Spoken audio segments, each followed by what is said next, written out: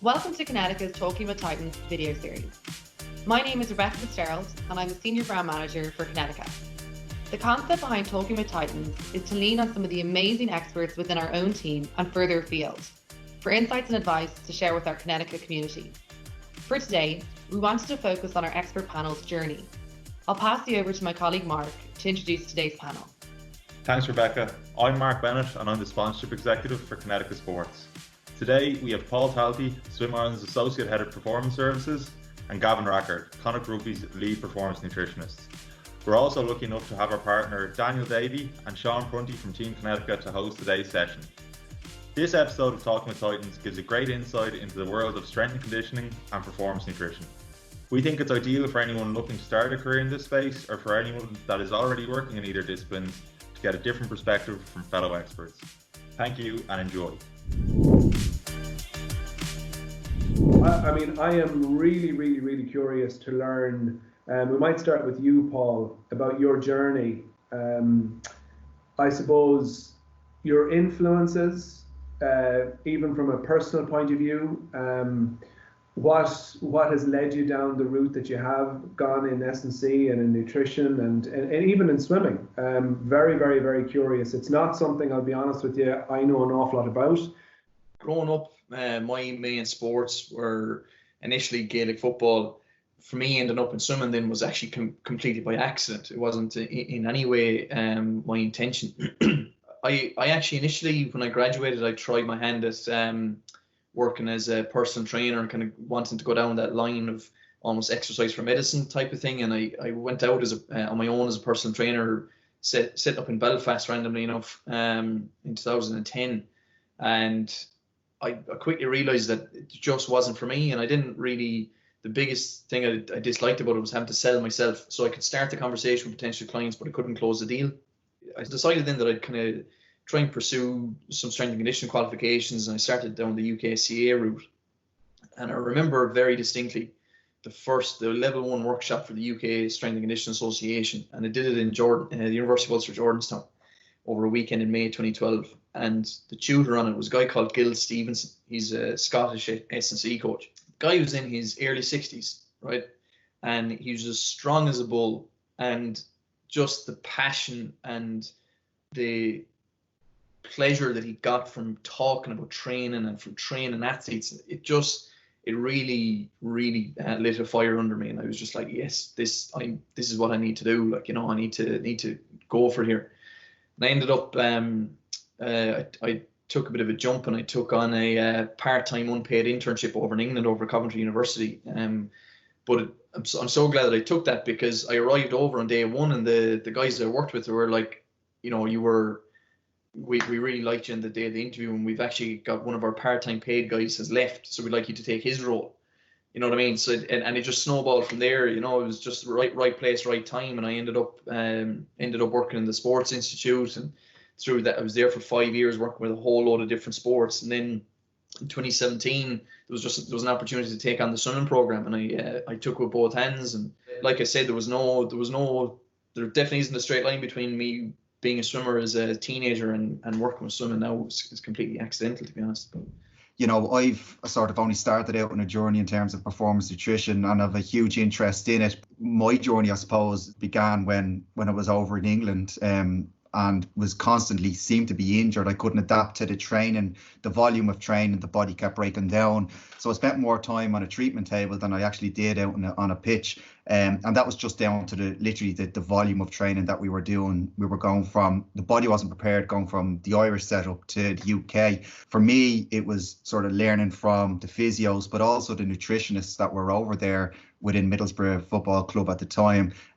So it's just great to get an insight from you, Paul, as to why you are where you are at now, and that things aligned for you as a result. It was just that things happened and you went for it, and jobs came up for you. And obviously for Gavin, for yourself, where did you start out, and give some information about yourself? I think there's a lot of crossovers there, to be honest, with Paul.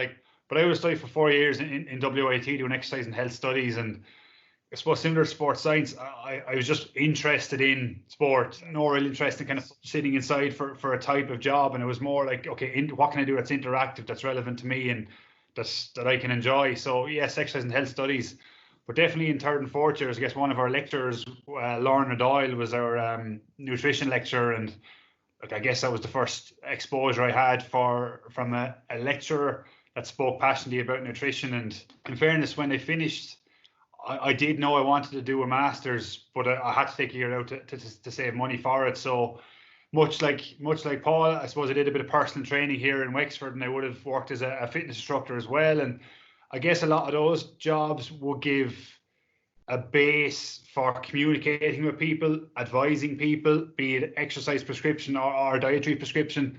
And it gave me a platform even to practice some of the skills that I would need in later career. Throughout Leeds and the Masters in Leeds, which was fantastic, we had what was called an applied practice program, which gave the opportunity to work with some of the local clubs there. So it was Bradford Bulls, we had the Leeds United Academy teams, we had Leeds or Yorkshire Carnegie as well, and then some individual athletes. So while being supervised by some PhD students and lecturers, we were given the opportunity to work with these athletes, feedback to our supervisor, and then feedback to the athlete again. So it was a perfect environment to grow in, and also so was practice some of those skills I would have taken on board from the year out. From that, I think you mentioned the word lucky, or even not even lucky, but just in the right place at the right time. Absolutely believe that. As I said earlier, like September was when I finished my master's, came back to Ireland. I suppose the bit of advice I'd even give to younger or people that are in that situation is try to get as much work as possible in the area that is relevant to your area. So like I would have done online nutrition consultations with a emerging app. I would have done or traveled around the country to do kind of exercise and nutrition education to, I suppose, aspiring personal trainers, and I would have worked as a fitness instructor as well. So I had all those kind of juggling balls, and I would have tried to liaise as much as possible with people in the field. So I would have met up for coffees, would have emailed them to see how they got to where they were, and tried to build up that experience. And then a role came up in Munster Academy, and it kind of took off from there. Fortunately, by that stage, I actually had quite a good base behind me, and my CV wasn't bad, relevant to what I was trying to apply for. So I had presentations done to athletes. I'd built up a bit of experience in the field. I'd actually tried to build up a bit of a CV, so I knew when I walked into the room that I had something behind me. And I kind of, I suppose, again, keep using all your phrases, but kind of snowballed from there a little bit. Once the foot was in the door, the role came and the opportunity came for Kildare, and the CV got a little bit better, and I suppose I learned tons in those roles underneath even Catherine Norton and I suppose Cian O'Neill, and then going on to the IRFU role, which I suppose worked alongside Ruth Wood Martin and along Martin Kennedy and a few of those, just in relation to the developing athletes. So yeah, like much the same in the context of being in the right place at the right time. But when the opportunity arose, I guess I would have kept my foot in the door with doing the relevant things, be it related to exercise, related to nutrition, related to sport, related to speaking to people and standing up in front of crowds and presenting. But yeah, that's kind of a snapshot, or a little bit longer than a snapshot of my journey, I suppose. That's great. Really, really nice from both of you. I actually am going to throw the cat among the pigeons, and I'm going to say that while I believe in timing, and I do believe that you can be in the right place at the right time for opportunities, I am a firm believer that people with the right skill set and work ethic will get where they're going. I would agree with you a lot there in that I quite like the saying that hard work puts you in the place where luck can find you, and that's and certainly if there's any young aspiring coaches, S&C coaches or nutritionists or performance support practitioners watching this, I can't emphasize enough the importance of being willing to put your head down and work hard and put you've got to put in the hours in order to reap the benefits.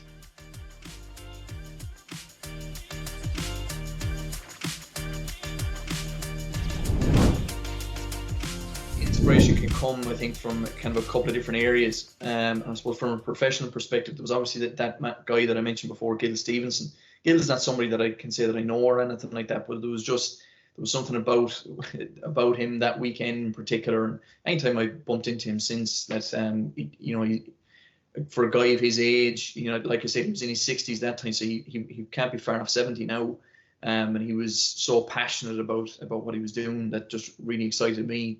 From a personal perspective, not to get too soft about this, but my dad, he passed away a couple of years ago, and the funeral was just really brought home to me all the things that I already felt and knew about him anyway, but just it was a massive funeral, but it was people from all parts of society were there. It just spoke volumes about just the honesty and the steadiness with which he went about his work and his life, and that Dad was the local postmaster. He also he was also a farmer. He was involved in the postmasters union. He was involved very heavily involved in politics for years and years. He was just generally a real man of the community, and I suppose he and I. He was brilliant, but he wasn't the chattiest person in the world. Certainly with me, I think it was real typical Irish father-son relationship in some ways, and that. But you always knew that he had absolute love and admiration for all of us. The thing that stays with me is just the sense of love and support that he gave to me and my brother and sister. And that was never in question. Was probably the thing that sticks with me most. It's really it's obvious that it's still very much coming through and very much part of you. So it's not always easy talking about something like that. That's very emotional. So thanks. What about you, Gavin? Yeah, sorry to hear that, Paul. I suppose. Yeah, look, I guess in terms of taking inspiration, I wouldn't pick any one individual really. I would take the group that is, I suppose, within the rugby nutritionist in Ireland, and the fact that I suppose I'd have the most contact with them either through CPD events, calls, taking advice off, really, working alongside, whatever the case is.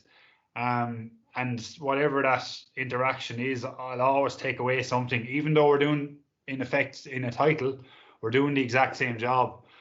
Everyone does something different, and it's always something different that you can take an idea from and try it yourself. Or, as we said at the very beginning, who ignites your interest in things? And you could go 2 months without maybe not even trying something new, but even just feeling like you're doing the same thing, and all of a sudden you have a couple of conversations with guys you work with, and you're reignited, and you try a few different ideas, and your love for it is more than ever. So I definitely say take inspiration and ideas and creativity from those that I work with definitely in Irish rugby anyway. But from a personal side, and again without sounding too soft, I guess, is the fact that definitely parents, I'd say, is it's like, well, they say you're the average of your 5 best friends, and I'm not saying my parents are my best friends, but I definitely say I have a good relationship with them, and the fact that I'm definitely the middle of the two of them.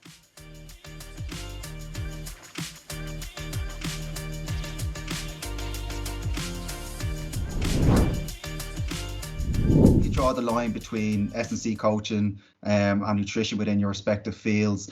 I suppose the way that I think about it is that it is absolutely a collaboration, and we are always working together as a team to try and help athletes to perform to their best. And an athlete will have different needs depending on whatever goals that they have at different times. So those needs will be either physical or they'll be mental, or they'll be skills related or knowledge related.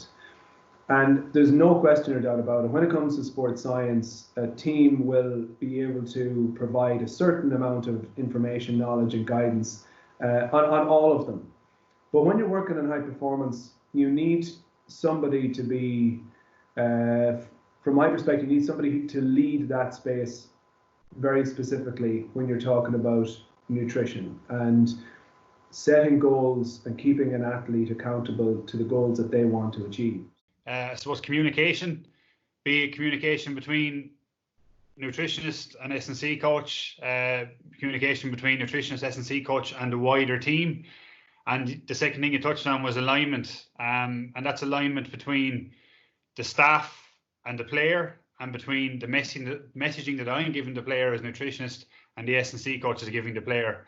The relationship between S&C and nutrition is, from my perspective, is quite an interesting one, because I think when I started working in strength and conditioning, the primary link and relationship, outside of obviously the link with the coach, was the link with the physio team, and that's kind of where, for me, a lot of my attention would have remained for quite a number of years in my career. And it's only kind of, I think, in the last, I don't know, handful of years, 3-4 years, that I've really come to fully appreciate the importance of the link with the nutritionist, and the importance of the communication around what the intention is from particularly as a strength training perspective. Because the obvious one there is, if you're trying to add lean mass to an athlete in the gym, you're completely wasting your time if you don't have alignment with that goal with the nutritionist as well. How did you manage to influence or change their mindset? Someone that may have been not stuck in the past, but wasn't willing to open up to change into performance nutrition or strength and conditioning, to get buy-in from it, especially as you're starting out within your careers? My experience there has been reflected in a number of environments I've worked in that the coaches knew that something was amiss and were just looking for the correct guidance. And I had a strong relationship with the coaching setup from having worked with them at a club level prior to that. And so just highlighting to them where the problems lay and getting them to recognize that those problems existed, and then laying out a clear route to fixing those problems. I think demonstrating how you add value to what they're trying to achieve is important. And what that might be is simply a player demonstrating that they have the capacity to finish a game, a player to get up off the ground a bit quicker, a player to look leaner, or whatever the case is, and what process have you put in place to add value to what they're trying to achieve on the pitch. So that's how I'd see the buy-in from the coaching side. From the player side, and we'll probably touch on this later on as well, I think that the buy-in is got by time and giving them time. It's been a really interesting space for me. We've had a sea change from my perspective in the world of nutrition and lifestyle. I would say, in particular, in the last 5 years, I think that there's been a real awareness now of the impact of off-field or off-gym or what is happening in the home environment, and the influence it has on on-field performance. But one of the key things from my perspective was that you actually have to educate the management and you have to educate the coaches. And once they see really objective data around improvements in performance or improvements in body composition, or where there are deficits, where an athlete is not meeting their needs for nutrition, fluids, energy, whatever it might be, and the implications for that athlete and the knock-on effect for the team and how that may affect results, that gets buy-in.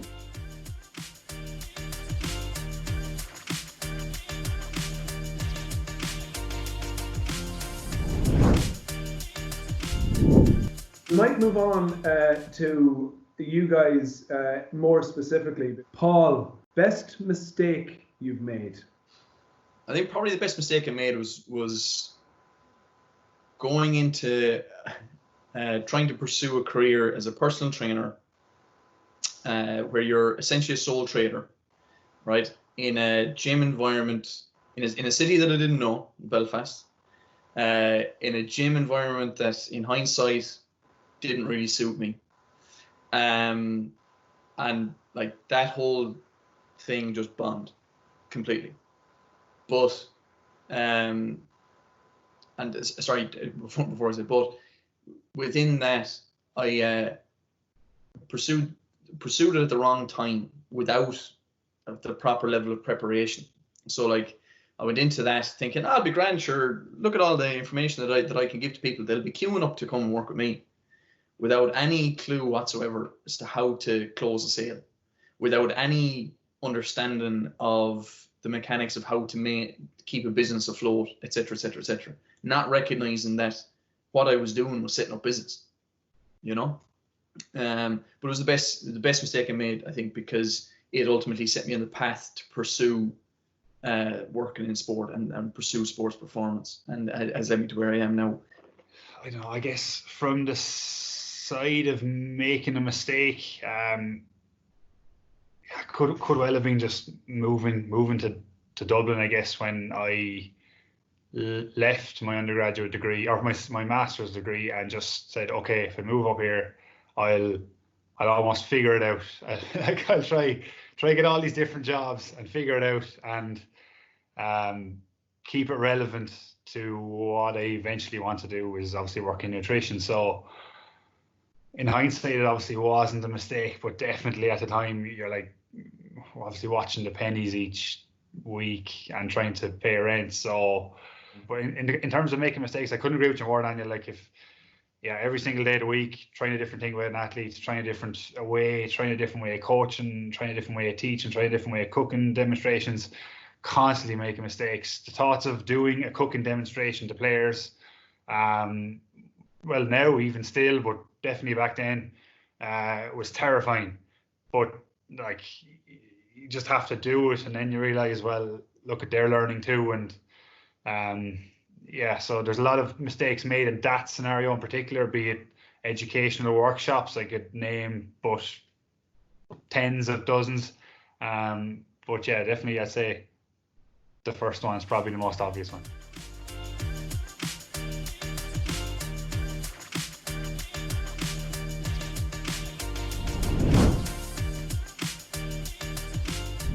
Thanks for all of your contributions and being very, very open and sharing all of the insights. I think that there's some really, really, really good stuff there. I really enjoyed it. Would you both give us maybe a couple of things to take away, and would you also give us a couple of recommendations, so summary points and maybe takeaways around podcasts or anything people could do right now to keep themselves engaged or learn, or activities that they could be doing? Sure. So I suppose I'll start with even audiobooks for an example, and it's definitely something I've got into lately. I found a couple of different things. I think there's optimizing or changing body composition through diet and exercise. Michael Ormsby.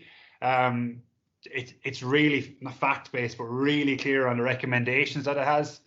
I'm kind of halfway through that at the moment. It's been really, really good so far.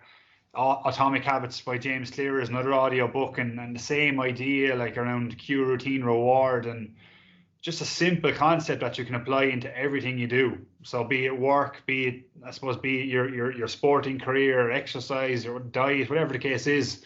I'm actually reading a book from an SSE coach called Dan Cleather. He's a researcher and lecturer at St. Mary's University in Twickenham, and he released a book last year called The Little Black Book of Training Wisdom. And I'd encourage anybody to read it. It's a real nice layman's kind of development of how to build a training program for any sport and under pretty much any circumstances. It's well worth a look. In terms of podcasts and that type of thing, like there's tons and tons of performance sport related podcasts that are out there. I listen to Pacey Performance podcast is probably my favorite one from that perspective. In terms of just a bit more chilled out and a bit of crack, a bit of fun, is the Two Johnnies podcast, which I know Daniel was on a couple of weeks ago on it, but they're a great laugh, like, and it's a nice release from the stressor of real life, I think, on a Monday.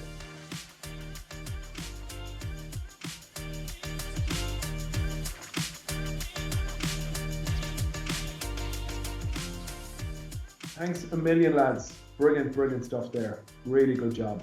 In terms of the first Kinetica Titans series, that's a wrap really, and look, thanks for your time and for tuning in, and we'll speak to you again soon. Thanks, guys. Cheers. Thank you.